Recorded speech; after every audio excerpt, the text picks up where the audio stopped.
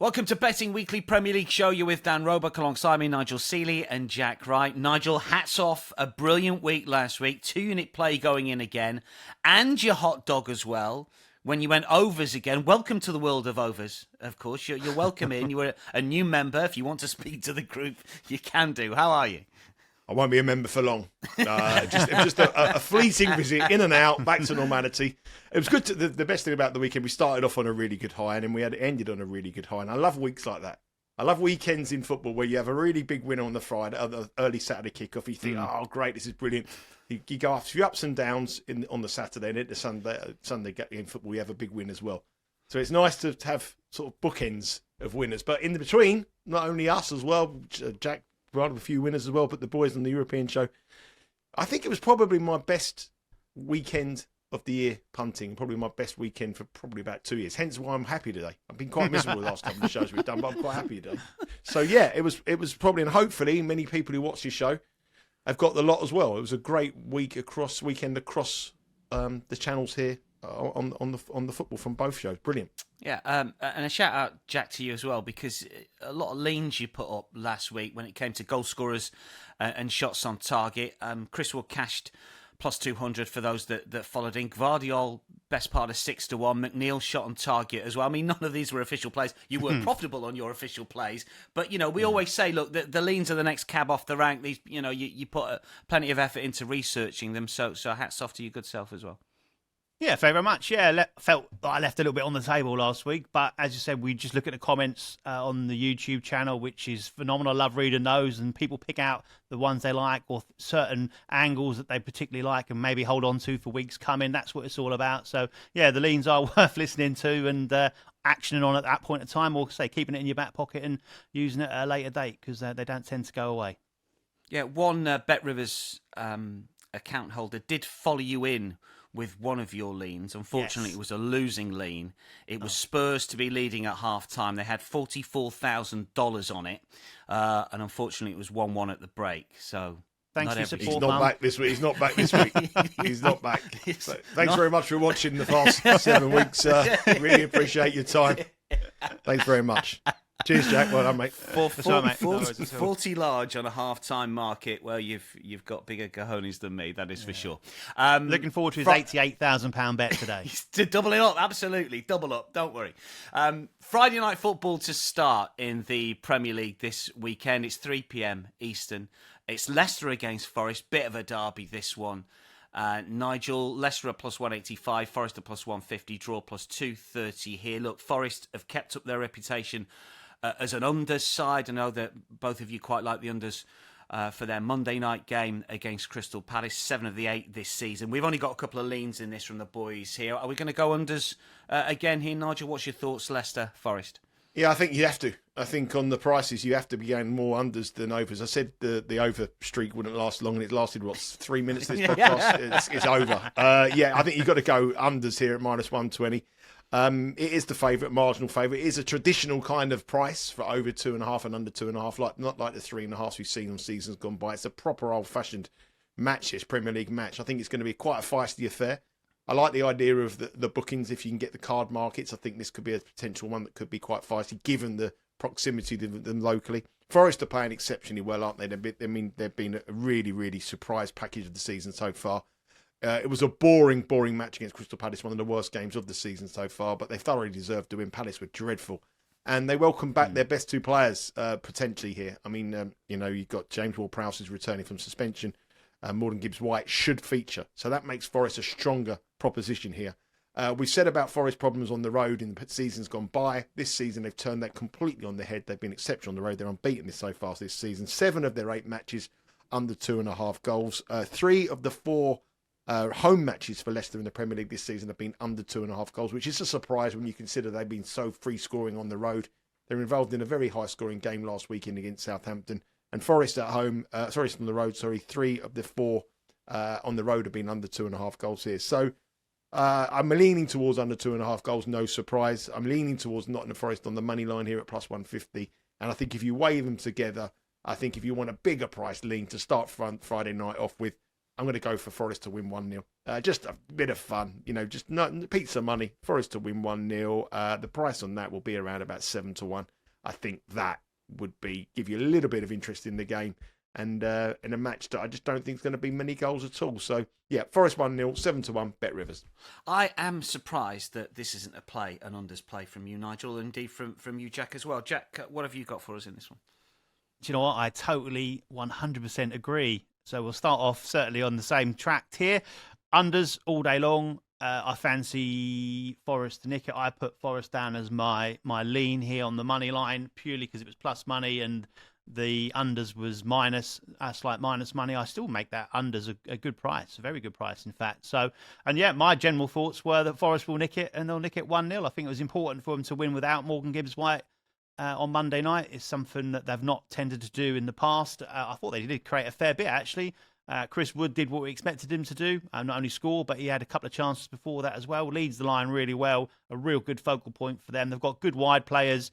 They like to get the ball in the box. You know what Wood's task is. Stay within the line of the goalpost, hold the ball up, bring other players in, get in the box and look to finish it off. I didn't have him scoring a kind of volley from outside the box, albeit the keeper helped him out a little bit. But so probably don't expect too many more of them. But I wouldn't be surprised if, again, against his old club, he pops up with the winner in this one in a low-scoring affair. But it should be a good atmosphere. Friday night football here in the UK.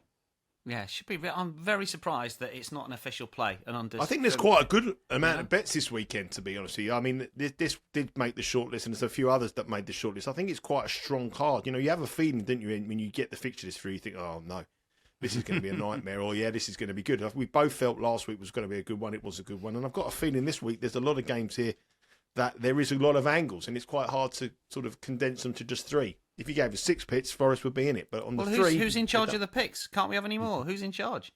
I don't know. He's trying to protect what was a sinking ship. And now we've got it across some rocky... We've got out of rocky waters, and we can see clear land. We might extend the picks. But last year, we were sinking faster than the Titanic, so we needed to get that steady ship going. So that was why we had 3 picks. If we're still chasing the European... We might introduce a pick in the new year. Just take your time, Roebuck. This is a marathon. This is not a sprint. We're only 8 weeks in. Calm down. If we're still chasing that European showdown come the end of the season, you'll expect 5, 6 picks and 10 unit plays. Don't worry about it. If we're 10 units, 20 units behind the European show, best pick will be 33-1. Don't you worry about it. Saturday games, and the boys have got official plays in Brentford against Ipswich, which is 10 a.m. Eastern. Brentford are minus 150, Ipswich plus 360 here with a draw plus 325. We did get another fast start from Brentford as the boys predicted last week, but they didn't get over the line against Manchester United.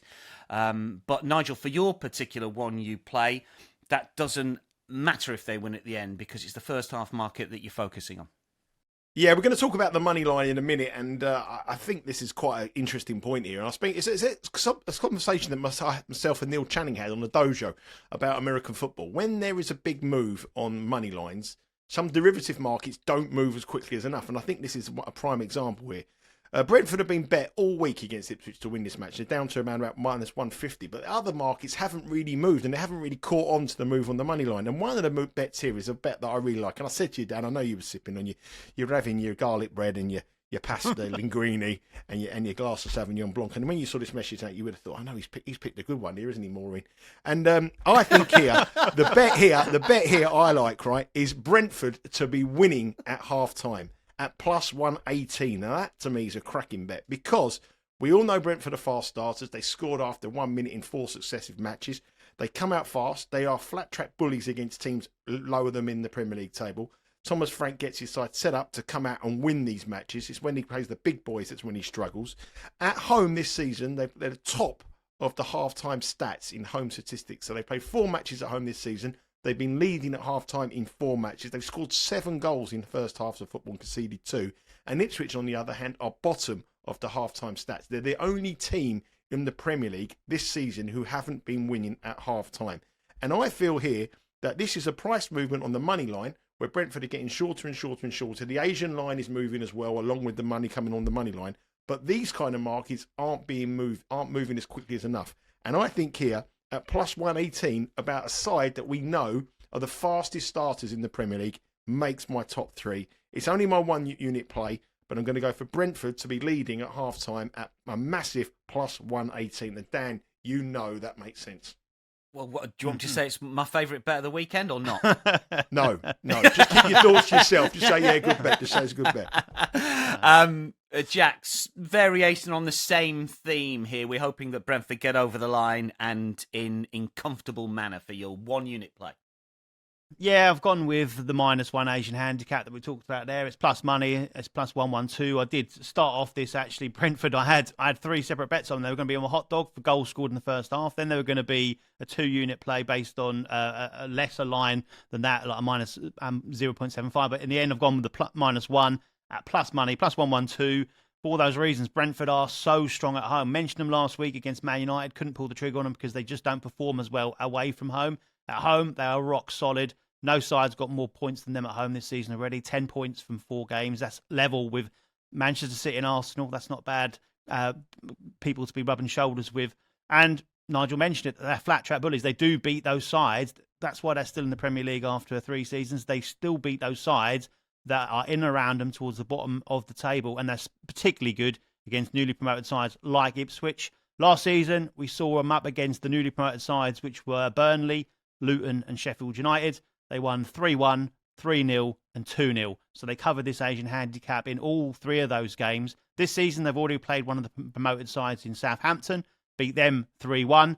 So it all points towards, again, the fact that they've just got that process that they can go and get the job done at home against these sides. Ipswich still searching for that first win, of course. They've been getting plaudits, but I think they're starting to wear a little bit thin now as they're starting to get beat quite heavily. And I think the alarm bells would ring of the fact that a West Ham side that have been struggling this season, Ipswich's last away game was there and they got thumped 4-1. So, and that one probably could have been more as well. So I think Brentford will absolutely come out of the traps flying. Expect them to take that early lead. Expect them to, say, go in at half-time in front and then, say, kick on as well and cover this and win by at least 2 goals. Of course, if they win, we can't lose. If they win by 1 goal, we get a full refund on our money. If they win by 2 or more goals, then we cash the full ticket. So, really good reasoning from the boys when it comes to Brentford positive display, both in the first half and over the 90 as a whole. Let's get to Villa against Bournemouth here, 10 a.m. again on Saturday. Villa -118, Bournemouth plus 295, the draw plus 285 here. Nigel, Villa are topping the Champions League group stage at the moment. They're 33-1 to win the Champions League. Can they win it? No, they're not going to win it. They're going to do well. They're doing fantastically well, and they're going to be a match for anybody at home. But when it comes down to the business end and this squad, you know, they've still got to. They're still going to fall short at the top level, and they're going to fall short in the Premier League, and they're going to fall short at the top level. But one thing they're very, very strong at home. I was very, very tempted to put this in as a bet. Really, it was another one that made my shortlist. But there's something that just said to me, just leave this one alone, Nigel, however tempting it might be. They've actually been bet even more now. They're plus -120, Aston Villa. They were -118 in early, -115 earlier in the week. So there has come money for them. But obviously it's on the back of a massive Champions League match. The win they had against Bologna 2-0. Again, kept another clean sheet. And I just keep thinking of that match against Manchester United when they beat Bayern Munich, and we all said they were a great bet to go to Bayern Manchester United, and then they put in a really, really poor performance, one of their worst performance of the season. They played better in the defeat against Arsenal than they did in that match. Didn't turn up, and I just think that that high intensity match against this Villa side, they're a little bit raw at the moment at this top level, and that worries me. And that is why we have been given this carrot has been dangled as of -120 on Aston Villa because of that Champions League match. Bournemouth obviously come on the biggest win of the season so far against Arsenal with Saliba being sent off, helped them out massively. But I just think this is every part of me wants to pull the trigger and bet Villa, but there's something in my head going, just remember that Man United game. I can see why there would be a bet for most. They're back at full strength. They had a lot of injuries. McGinn come back and scored a goal in midweek. They're a good side. They had the luxury of being able to rest Ollie Watkins, which is huge for them. He can come back here fresh. They've got Duran, who's obviously an amazing talent, who's got goals in him as well, come off the bench if they need him. Full strength, good side, but just that disappointment against Manchester United worries me a little bit. And I just feel that's been factored into this price here, the Champions League. and I worry about it. So for well, me, I agree with it, but I like them, but I wouldn't bet. All right, look, you're not going to pull the trigger, but Jack's going both barrels here because it's a 2-unit play. We'll get Nigel's lean in a second. If you've got a lean in this one, Nigel, Jack, 2-unit play.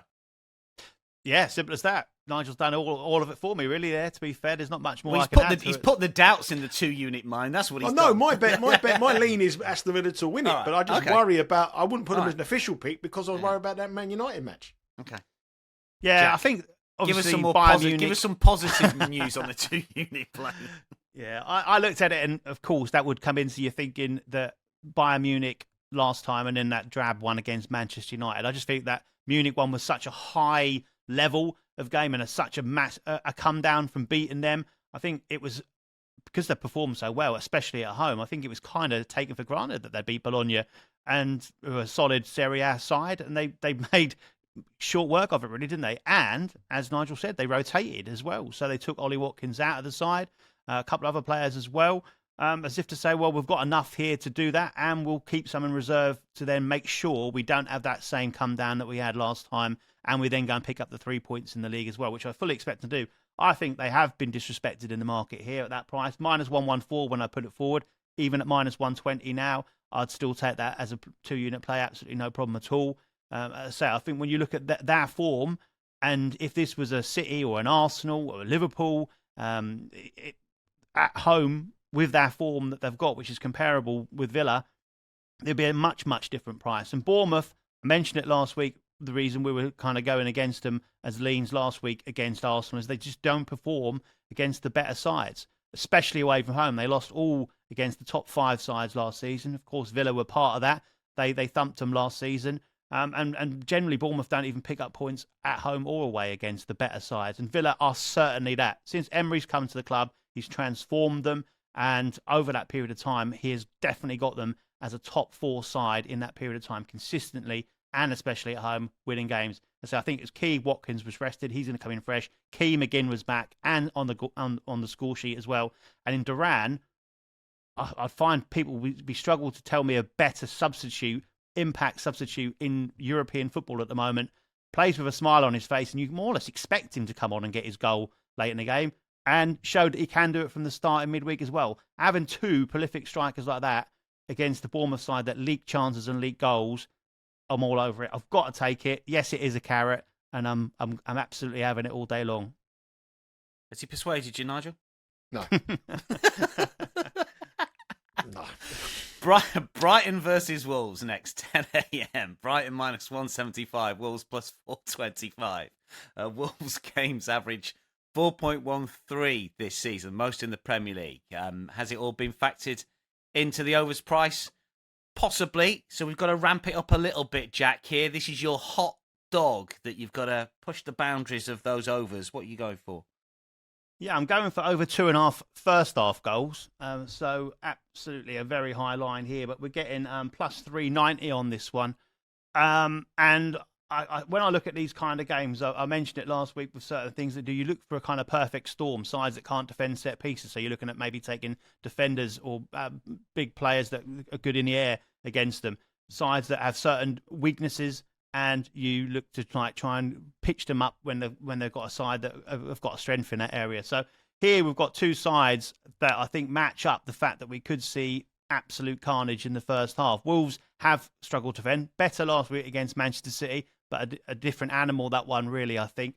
But with Brighton, you know what, Brighton are absolutely going to come and attack all day long here. And they also won't sit back if they take a goal lead. Wolves, if they concede, they tend to fall apart. And also, their best options are actually hitting on the counter-attack, which Brighton will give them the opportunity to do that. So we've seen the goals in the first half from these sides. They feature heavily across the season so far. And also we've got, albeit in a cup, we've got a very, very recent form line here when these 2 sides met early in the season, and there were 3 goals in the first half in that one as well. So I just think that the matchup is good for how they're going to go about their business. We've seen lots of goals in their games recently, Brighton especially. But we've also seen them that when they have a wobbly day defensive-wise, they're susceptible to conceding goals. And Wolves have proved this season that they can score goals regardless of who they're playing against, they can go and score goals. And it wouldn't surprise me to see Wolves taking a lead here and Brighton have to come out and look to attack them further, which would lead to the fact that they probably will do that and take a lead, regain that lead, or concede more against Wolves, who can hit them and their strength on the counter attack. Wolves also really poor defending set pieces, which Brighton I think can take advantage of. The likes of Lewis Dunk, he was close to being put up. His stats, you look at him, you wouldn't touch him with a barge pole, but I think he'll have an opportunity or two here, striding onto the ball, a bit like Vardiol last week, hitting from distance, or from those set pieces like Stones last week, and scoring. But I think there's opportunities to score all over the pitch from different circumstances. So out of the traps, quick, early goals. Early goals, that's the hot dog, plus 390, over 2.5 goals in the first half. Nigel, not tempted to get with Wolves after their near miss against Man City last week? What's your I am angle? tempted to get with Wolves. I am. I would be looking to get with Wolves rather than Brighton, actually. I've got a bit of a negative for Brighton. It's cost me money, from not only this season, but last 2 or 3 seasons. I think they're always a little bit too short. The thing here, obviously, there's goals in it. I mean, Jack's summed it up perfectly, but the amount of goals they concede, both of these sides, the amount of goals they could score, the lean would probably be for over 3 goals in the match at minus 112 on the Asian line with a push. If you look at Brighton's last 3 home matches, 3-2 against Wolves in the Cup, 2-2 against Nottingham Forest, 3-2 against Tottenham, so big scoring. The only thing I would say for a positive for Wolves is Brighton have a bit of an injury crisis. There were a lot of players out injured for this match. There's about 8 or 9 players missing, including Danny Welbeck. So he's a good, he's had a great season at the moment so far, and that's a big blow for Brighton. They, however good they are, they haven't got the biggest of squads here, and I think Wolves will take some positives out of that defeat against Man City. I thought they handled Haaland superbly well. I don't think any team this season has done that, and they got 2 massive matches after this. Wolves, they've got home matches against Palace and Southampton, and that might take the priority over them. But if they can get something from this match, they go into those 2 matches with a bit of confidence, and I think there are side Wolves who are going to have a big win in them. At a big price coming up. I think I wouldn't put anybody off having a small bit of pizza money on them on the money line here, but I think Wolves plus 0.75 on the Asian and over 3 goals would be my leans. But I think Brighton, with all the injury crisis and the amount of goals they concede, I think they were so lucky not to concede against Newcastle. Newcastle missed a hat for the chances, and they were so much second on the stats. They were lucky. It wasn't a good win for them. They were very lucky that day. And I don't think they can keep riding their luck. I don't think they can keep conceding 2 goals in Premier League matches. 2-0 down against Tottenham and then winning 3-2. You're riding your luck and you're going to come a cropper soon. And I think that Wolves here could be a little bit of value on the Asian handicap. Chance on Wolves getting a penalty in this one? Possibly. Yeah, well, I mean, they're due something, aren't they, from officials? They've got to get something. Very quickly on the Man City-Southampton game. I mean, Nigel, just picking off the Wolves game, obviously talking about Man City here.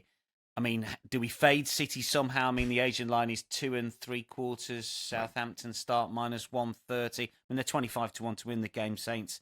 Any sort of angling quickly on this one? 10 a.m. again. For 3 years I've done this show. I've had opinions on everything. This one is the first match I've ever had no opinion. It's going to be very quick. I'm not giving you any angle. It's impossible to have an angle this game. Handicap 2.75, total goals 3.75. Team news is impossible to call. You've got no idea. You can't play a player prop without seeing the team news. You know Walker's out. You know De Bruyne's out. You know Grealish is out. You know Doku is out. And they're still minus 1,100 to win the match. I mean, it's just incredible. I don't like to do this, but honestly, I couldn't advise you anyway on this match at all. And I hate to say it, but it's probably been the first time this season that I would have a pass. But on this match, I've looked and I can't find any angle whatsoever. Jack's always got an angle for us. The protractor. Tell you.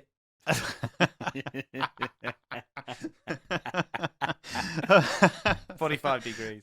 That caught me. I tell you what, Nigel last week over 4.5 goals and player props and corner minutes and all this kind of stuff. This week, he can't pull the trigger on Villa. He's got no opinion on a game. He needs another half-time sip of Stella. Do you know what as well, Jack? Do you know what as well, Jack? He looks a different person to the first sort of 10 minutes of the show as well. I don't know if something's changed halfway through. I looked bright red in that first minute of 10 minutes. I looked like I was in a sauna. I don't know what's happened there. It's like he's been replaced halfway through. I thought it was Alex Ferguson. Jack, Could have been Alan Jack, Brazil.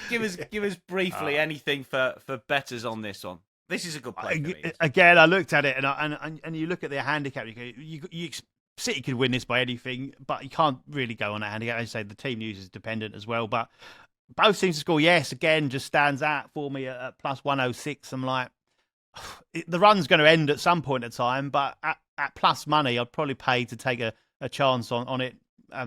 Again, continuing in this one after Europe, and again, this one you could potentially see City taking it this a little bit easy, and Southampton nicking one potentially while they're 6 or 7-0 down. But look, it could be anything really, to be fair. But yeah, at plus money, I just thought that was the standout lean in a tough one to pick.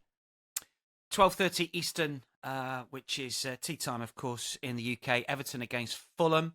Everton plus 175, Fulham plus 160, draw plus 235 here. Over and under. Over 2.5 is minus 105. Under the favourites minus 120. Not too many minus money favourites for unders in the Premier League these days. But I've worked this out, Nigel. Fulham are the favourites at Everton for the first time ever, I think, in a league game. Ever in the history of football. Should they be favourites? Well, I think it's a match that the bookies have got it summed up right. You can't split them, so I'm going to pass it. No, I'm not really. I think Everton. I think Everton are in good form. I mean, they're in great form. They're a really plus 175. I think so. Oh, here we go again. I think they're in good form. I think that they were very, very lucky in the early part of the season. I know some of the defending was comical, but they were really, some of the winning positions they had that turned it around, and now they're on a good run. They're unbeaten in I think 5 matches now in all competitions. And you've got a Fulham side here that, although they're doing well, which they are exceptionally doing well, they've lost their last 2. I know, admittedly, they're against good sides. Manchester City were a better side than Aston Villa last week. But in the second half against Aston Villa, they looked quite leggy, actually. I thought they looked pretty poor, actually. And Villa played a lot more football this year, and they run rings around them in the second half. So I was a little bit concerned about that. But they've only won 2 of their last 7 for them, despite this good run. A lot of draws. And I've got a feeling here Everton have got a chance. Historically, this is a fixture that Fulham have done well. Everton haven't won in their last 3, and it's a match that doesn't produce many goals. They played last season 3 times, and only 3 goals were scored in that. There's been 2 0-0s in this fixture in the last 4 matches as well. Under 2.5 goals. Sorry. Is the detector out? Nah, I threw it in the dustbin. Under 2.5 is under 2.5 here is minus 118. I would be going towards unders rather than overs. But I think I'm going to take a chance on Everton and go from Everton on the draw no bet here at minus 107. That would be my lean. I think Everton are turning things around here, and I think they're being a bit underrated. Jack, you've got a player that you highlighted as a lean last week that cashed, and you've gone for him again.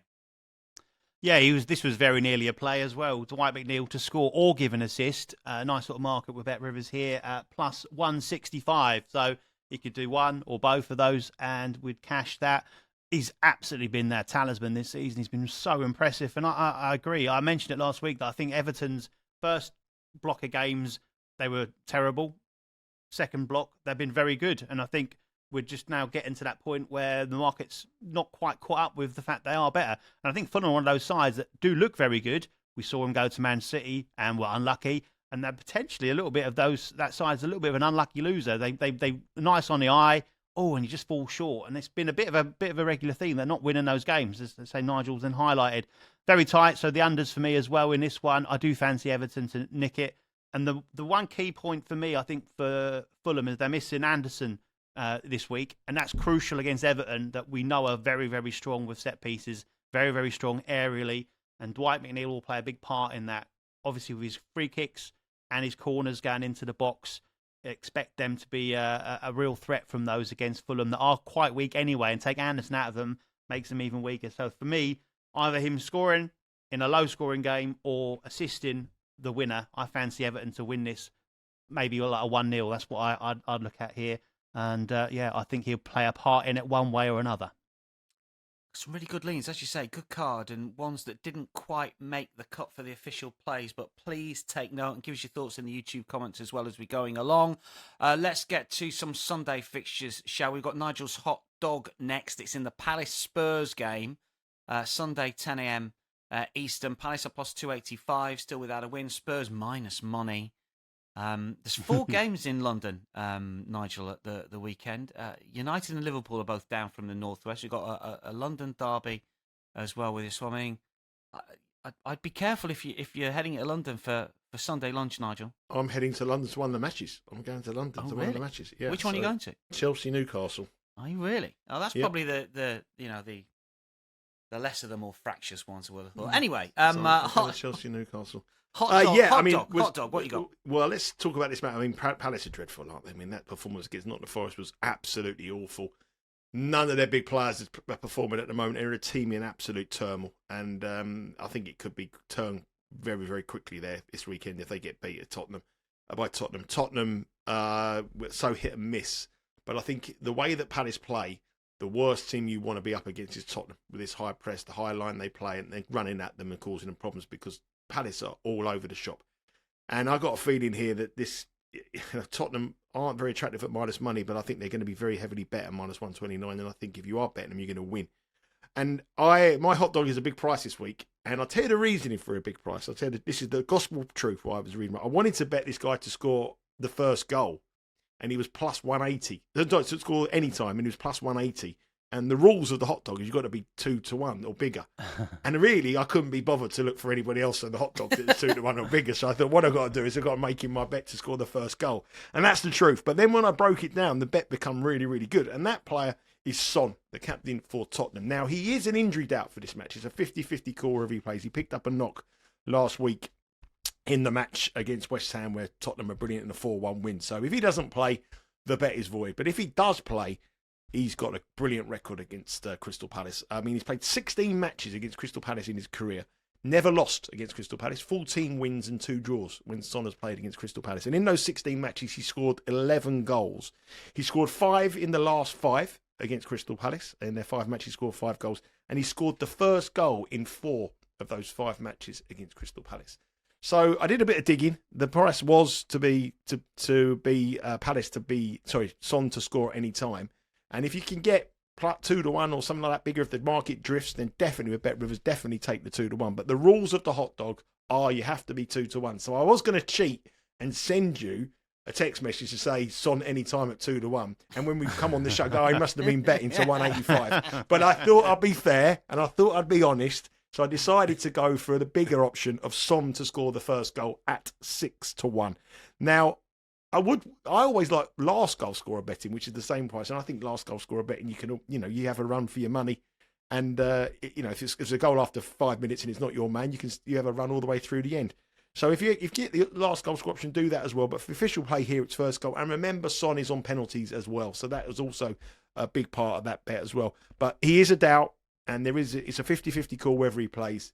So obviously, if he doesn't play, it's void. So don't shoot me and don't have a go at me in the comments, but you'll get your money back. But that is the thinking for it. So Son to score the first goal. Palace against Tottenham. 16 matches for Son against Palace. 14 wins, 2 draws, 11 goals, 5 in the last 5. First ever Premier League goals against Palace for Spurs as well. Jack, what you got for us?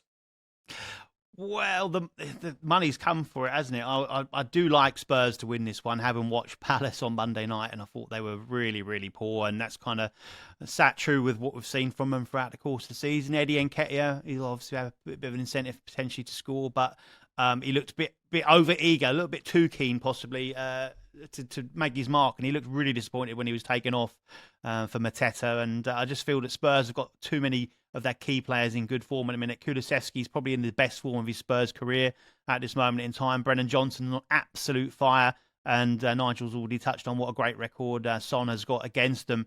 I'm going to change my lean from what I had, I sent to you last night because the price has gone a bit. I'm actually going to go, and I haven't got the price on it off the top of my head, but Brennan Johnson actually supplied 3 assists against Palace last season for Spurs. And I think their problem, they'll attack down that left-hand side. Tyrek Mitchell likes to get further up the pitch. I think Johnson can cause them problems in behind on that right-hand side for Spurs and will be the provider more for the likes of Son rather than the goal scorer that he has been over the last 5 or 6 weeks. So I'll put up as a lean, Brennan Johnson assist.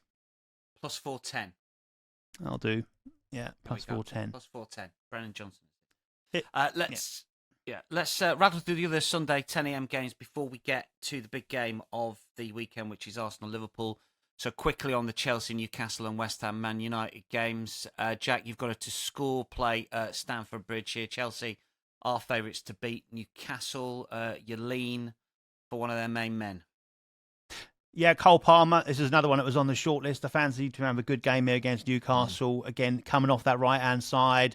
That's a Newcastle weak area, and I think he'll exploit it. He did last season in this game when Chelsea thumped them. I fancy Chelsea to win this one as well. Cole Palmer, he is their talisman. He's the man that's all over it, again, on penalties as well. So it's another factor to take into account. But I expect him to have a good game in a game that I fancy Chelsea to nick. Nigel, you're going to this game. What are you going to be betting in the betting? Well, Bet Rivers have a prop, and I'm in attendance, and it's a streaker on the pitch at 66 to 1, which I think could be a very, very good bet if there's enough money put down on it. We're in the hospitality area. A few Pinot Grigios. I'm up for it if anyone wants to get going. No, joking aside, I like Cole Palmer anytime as well. Plus 117. It was my bet here. Chelsea unbeaten at home this season, but both teams have scored in all their Premier League matches. Newcastle away from home, 4 of their 5 goals of Premier League games have seen both teams to score. I fancy goals, but both teams to score is minus 225 as a yes here. And Cole Palmer, who isn't involved in the Europa Conference squad, so he's fresh, he's at home. The team are out over in Greece today playing in the Europa Conference, and Cole Palmer's sitting home on his PlayStation. So yeah, Cole Palmer, anytime goal scorer, plus 117 is my lean in the match against Newcastle. Do you know what? I think Sol Campbell's first ever Premier League goal was scored at Stamford Bridge for Spurs. Anyway, I'll have to check that. West Ham. Let me make a note of that. Sol Campbell's first ever goal. Cheers, Dan. Thanks, mate. Impress your friends at Stamford Bridge. Oh, yeah. Wear your Spurs shirt as well. See how that goes down. Goal was here. Throw the drink over my head.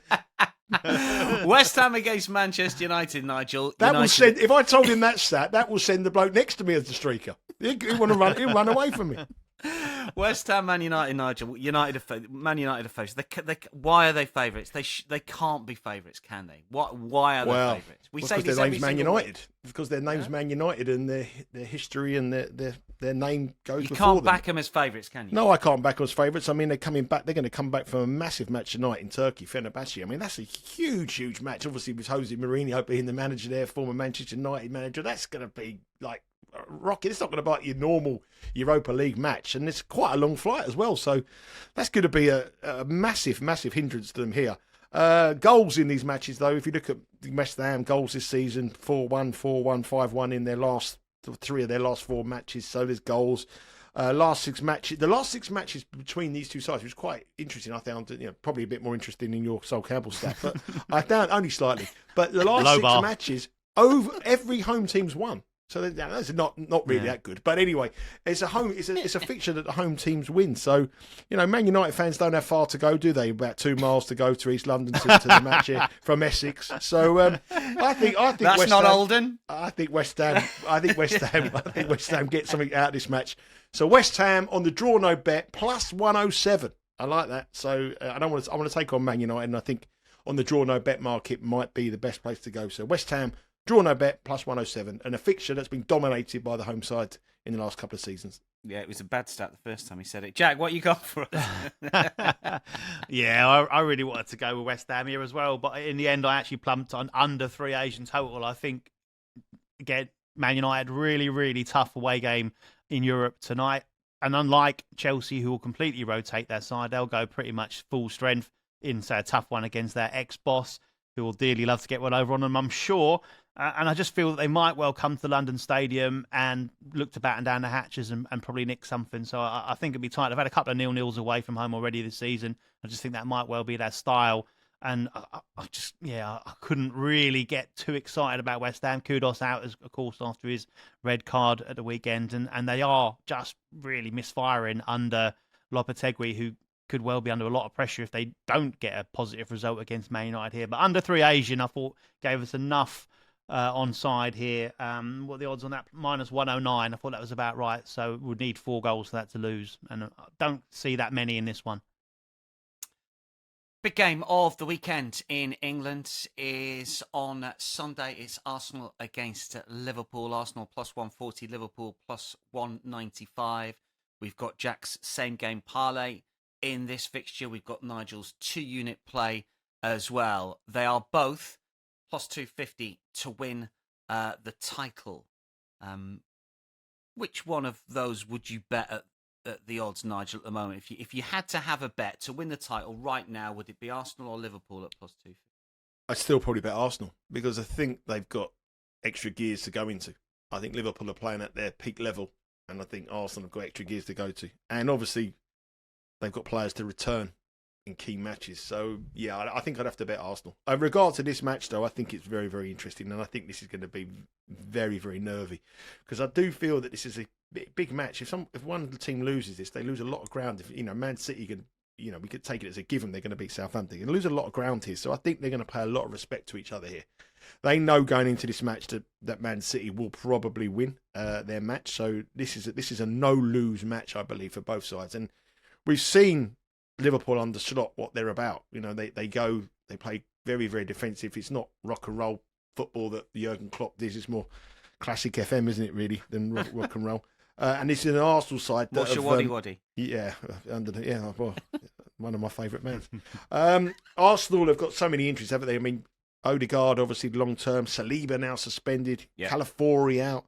Saka, they said this morning that Saka will probably play, but is that mind games really, really risk him? It's a big risk to put him in, if he's not 100% fit. So that will change the whole tactical thinking process for Arteta in this match.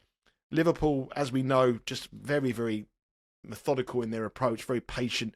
Another typical Liverpool display this season in Europe, going to Leipzig and winning 1-0. That's a very, very strong Leipzig side. We've got goals in them from every department, and they kept them at a clean sheet and won 1-0. Very professional, and that is what Slot is doing here. Surprisingly, though, in Arsenal's matches this season, only they've got under 2.5 goals has already cashed in the games against Wolves and Brighton already, and now 2 of 4 in the Premier League. And in Liverpool matches, despite them, everyone thinking they're an underside, only 6 of 12 have cashed under 2.5 goals. But the thing you've got to remember is in a lot of those Liverpool games, the line was 3.5, not 2.5. So if you look at Liverpool in terms of unders betters, if you bet under on the solid the solid goal line, you would have cashed in 10 of 12 on unders in Liverpool matches, because a lot of those matches they were starting at 3.5 rather than 2.5. So I'm going to keep with that theory. I think there's nothing between the two sides. I think Liverpool will be absolutely delighted with a draw.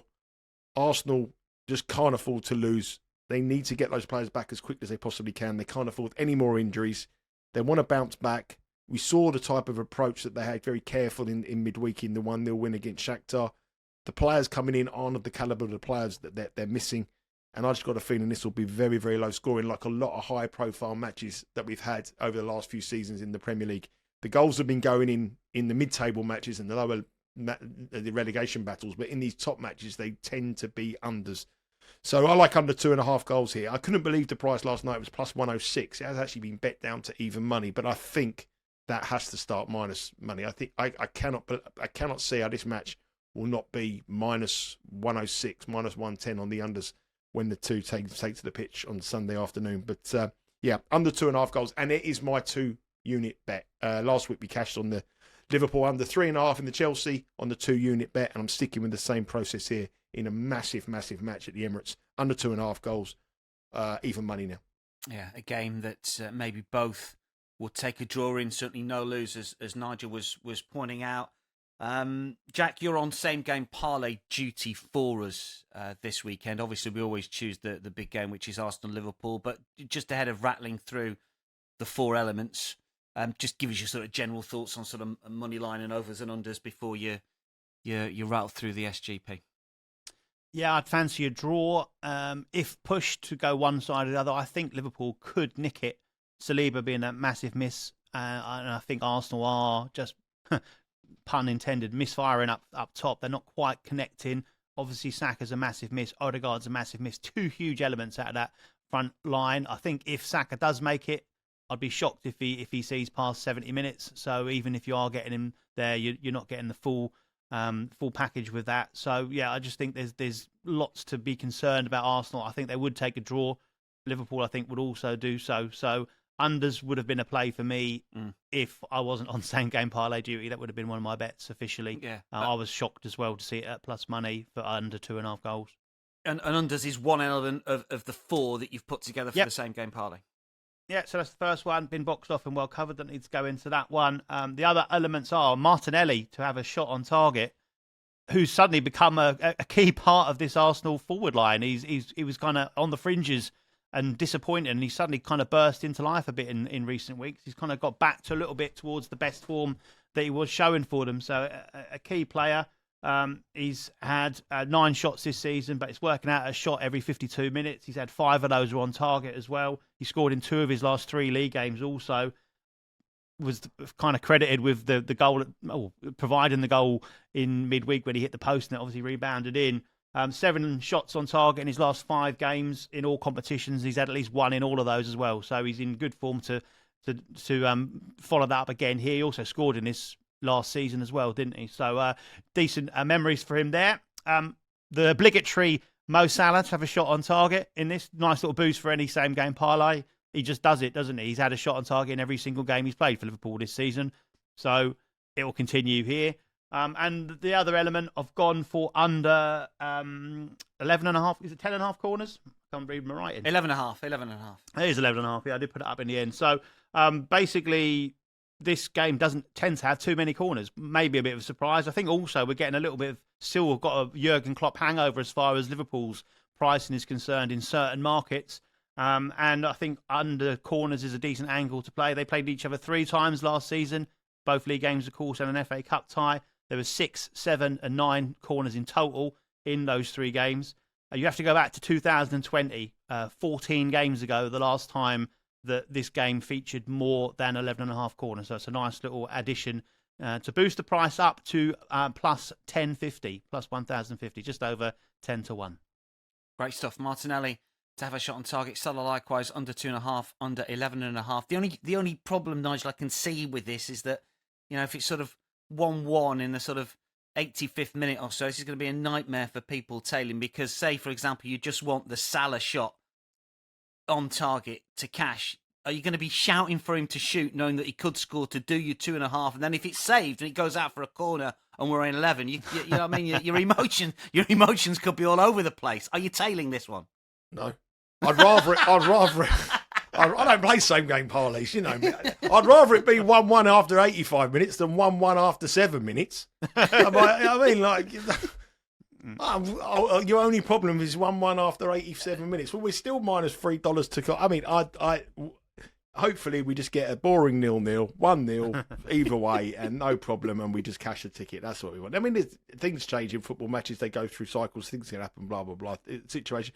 What you want Arsenal to keep 11 men on the field. That's what you want to do. Keep their eggs. That's an issue. That's the problem you got. That's the biggest issue you got. Their petulance. That's the problem, and that things like that change matches. So that's the big problem. So at the moment, I'm very happy with the under 2.5. Like Jack's game same parlay. But I've never played a same game parlay in my life unless I'm with my boy at the football matches, and I'll be playing the same game parlay at Stamford Bridge instead. Go on then. I don't know. Do it over there. Streaker on the pitch. Under 7. Sol Campbell, first goal scorer. Sol Campbell, first goal scorer. Yeah. Brilliant stuff. Nigel, Jack, thanks for your company. Good luck to one and all. We'll keep everyone updated, of course, via our X feeds. A reminder of the boys' profit and loss on screen. The show is in profit, as is the European show. Some good winners on the weekly, or the daily show, I should say, as well. Every single day at 11 a.m. Eastern. We'll have plenty of football bets on that for you. Make sure you get your comments in the YouTube. Who do you fancy for the big game, Arsenal versus Liverpool? Let us know. We'll be on hand to answer your comments and your queries. You can follow us at Because We Win. Subscribe to our YouTube channel. How many short of 6,000 are we, Nigel? We getting there. I think we've hit it. Have we got 6,000? I think we've hit it. Nice. Congrats. I think we've hit it this What's morning. the bonus? What's the bonus for us? You got a job for a week. Back next week. That's what it is. That is your lot from all of us. We'll see you next week. Have a great betting weekend. Goodbye.